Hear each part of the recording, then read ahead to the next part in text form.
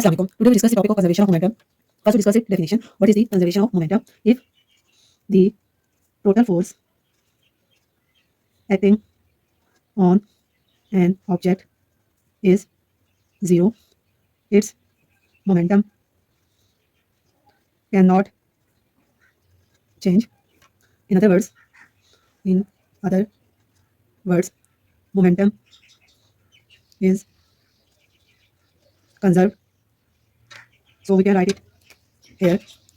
Initial momentum is equal to the final momentum. Initial momentum, that is right as P I is equal to P F, that is the law of conservation of momentum. Total momentum before and after collision remain conserved. Now we discuss the impulse. What is impulse?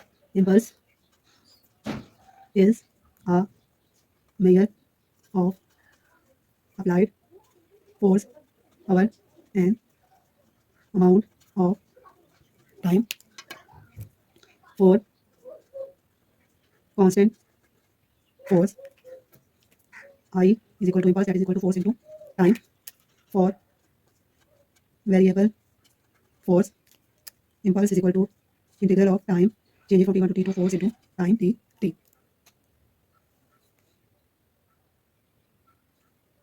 Now we discuss the topic of collision and force and motion. What is collision? During collision, a number of objects come together, interact, exert forces on each other, and scatter in different directions. Types of collision. Type of collision. Collision can be of two types. First one is elastic collision and second one is inelastic collision.